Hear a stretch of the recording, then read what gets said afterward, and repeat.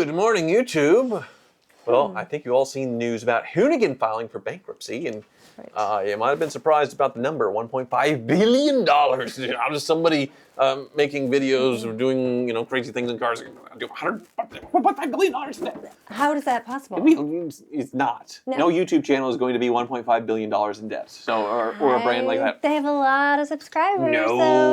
No, they have 5 million subscribers or whatever. It's a very big channel that hasn't been the same ever since their founder, Kim Block, died, and that's a mobile accident. They're amazing, trick videos and things that they've done.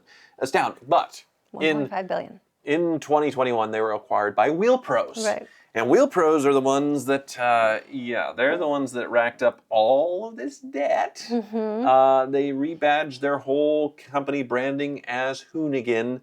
And, the pandemic was good to them because everybody's sitting at home bored with some extra money and wanted to buy some wheels, tires, and things. But then after that, they've seen their sales slump a lot. Well, that makes sense because a lot of the used cars, the prices went up crazy, every one of them. And one of the first things I feel like you do on a used car is you want to just get the exact right wheel. And that would be a great product to sell. Right. So they're talking about missing their sales projections, missing targets, 20 to 70% off of what they were before pre-pandemic levels. And so they filed for bankruptcy, Chapter 11. They don't plan on just like shuttering and closing up and walking away.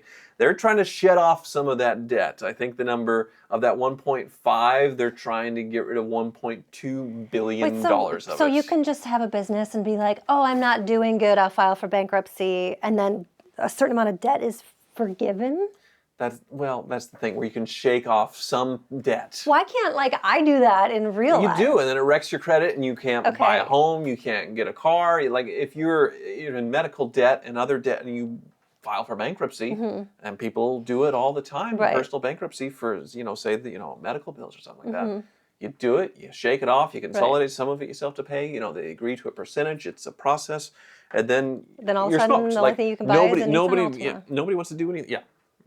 Nobody wants to deal with you. So this is a very tricky situation. So they're saying that all their unsecured debt, so the things that they owe people that aren't investors basically in the company or whatever, they're going to pay them all back. So that's where 300 million of it, I suppose, is, or what they're saying. So you go through and you look at their list of unsecured claims. So basically the people that aren't sort of investing in it, sort of the speculators that they're just basically trying to screw over a little bit by you loaned us money for a piece of the action or whatever. But they're not trying to screw over like Nitto Tire, or is it Nitto Tire? But basically they owe them $18 million. And since they're filing for bankruptcy, they have to completely stop paying everybody until this is all settled. But they're saying, hey, we're going to pay the people that we owe that are our suppliers. Right. And a lot of these you can see they're like names I can't even pronounce. But that's crazy because there's no way that they're going to file for bankruptcy and then still be able to pay $18 million to Nitto Tires. Right. Yes. So I feel like all these vendors, when they saw them filing for bankruptcy, are like, oh shit, we're not going to get our money now. Well, there's going to be a delay, and that's the thing. So like if you're Sinolion HK International Trading Company Limited in Hong Kong, and you're owed $10 million, you have to wait to get paid. I mean, a lot of this is enough to put these smaller companies out of business if they have to wait for this. Tian Kiching, this is going to be really bad. Wheel manufacturing, I have to be really careful with pronunciation. That sounds a little racist I have to be very careful. Okay. $3 million. Wheels India, $3.3 million. Jasper, Indiana, Meyer Distributing, $3 million.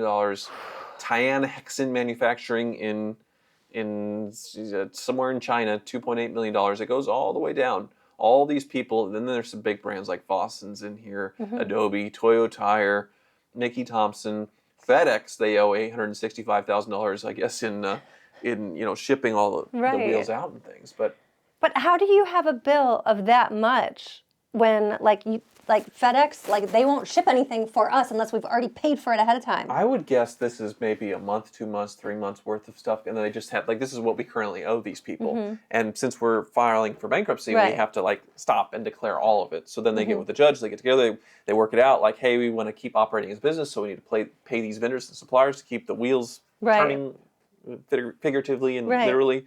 And that's what they're going to do. And then they're going to figure out how can we shake off all these speculators and all this, all this. But are people going to want to do business with them in the future after they've done something like this? No, that's the thing. They're not going to be able to get anyone to say, hey, like, come invest in us, give us a loan, and like... They're going to be so smoked when it comes to that. And that's why I think this is all very much a premeditated plan. It looks like they have somebody willing to come in and like secure, like they're saying they have plans to secure $570 million in new capital. So there's somebody willing to come in, kind of like clean all this up, just consolidate it all down. But the people who were sort of in there before, you're smoked. I mean, $1.5 billion you said, and they acquired them in 2020. Do you think that 2021. They were in the red before they acquired Hoonigan? I don't think so. I think they just bought and just expanded so aggressively during the pandemic, and sales were so high, and then they were not planning to be pulled back this hard in this economy, and inflation and shipping costs and sales tax and tariffs. I don't know what's going on with tariffs and everything else. I just don't think that they were expecting it at all. Now, when you're looking for wheels on a car, is this like in your top 3 search of sites, top 5? I don't buy aftermarket wheels. That's the thing. Like, I'm always buying factory-ish wheels. And I guess, when I'm looking for something, because I'm a dinosaur, I just look on eBay. And I don't go to these sites. So, like, I don't use any of these wheel sites that have, really made it easy to sort of consolidate and visualize what it would look like on your car and all that stuff. It is very cool. But I'm not one of those consumers. And obviously people are not doing it for fun as much anymore in this day and age. So, yeah, but Hoonigan. Hey, if you're going to get spinners, that's the place to get it. I suppose, yeah. But there was the people who tried to acquire my channel briefly. Oh, right. And it would have been something like that, where I would have existed in name as Hoovie's Garage. They would have bought the channel. Right. And Ed Bullion he sort of eggs all this stuff on because he loves to know how much his company is worth, and he, and so why wouldn't you? Whenever they email me, I send it to him, and he's like, "Oh, you have to see what they at least value Hoovie's Garage at, just to get them to throw you a number." Right. So then you get this number, and it's like, but then you have to work for them. Right. And so many YouTubers have done this, where there's a contracted period of time where you have to work for them, and then you leave and. It's like they find a imposter Hoovie to do Hoovie's Garage, which would, be very interesting. Like, if they could do it, like, where it's sort of this key man thing. You can see with the Wiki, where people come in telling stories, how they could easily shift that away from Ed and, get a different crew in there. Or, a Donut Media that's owned by a big conglomerate. Like, they just shuffle out these people, shuffle in new ones, and, as soon as they piss off the other people and they start their own YouTube channels, then, they can keep going forever. But it was interesting, where... I just can't see them trying to replace you at all. Anytime anyone else comes on, any social media, like I built my social on like bikini pics and stuff like that. So when I post other stuff, it doesn't do well. Whenever you try to change your path that you've taken to grow your channel, grow your social, people don't like it. I can't see that ever being successful for YouTube. Right. But I think they don't care as much. They're looking at... And basically, when they value my channel, they look at, what is it going to make at its current level in 5 to 7 years? Right. And we will make an offer based on that. And he has to work for that period for us. Right. But in the meantime, we're going to figure out how to make the most content and make the most money possible off of Hoovie's Garage, off of this person. And that means... doing brand deals that are, say, like I have to do a review of a Chinese electric car. Like Hoonigan basically forced 2 of their guys to do a review on a Chinese electric car and pretend to like it. And that was a major detriment to their channel.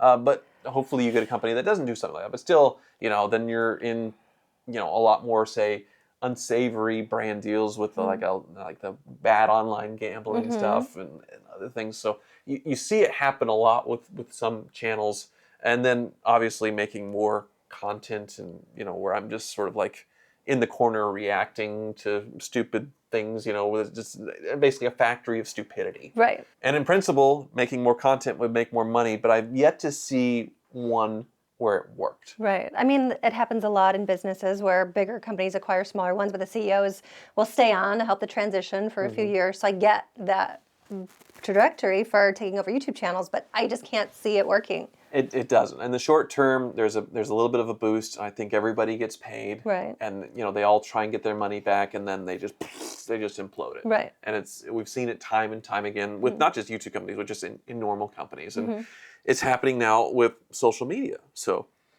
yeah, Good Morning YouTube is for the right buyer. We do it. Please buy us and use us for whatever you like. I got used and abused by a contractor building all this house stuff, so I need it. Daddy needs a gull wing. Yeah. Thank you so much for watching.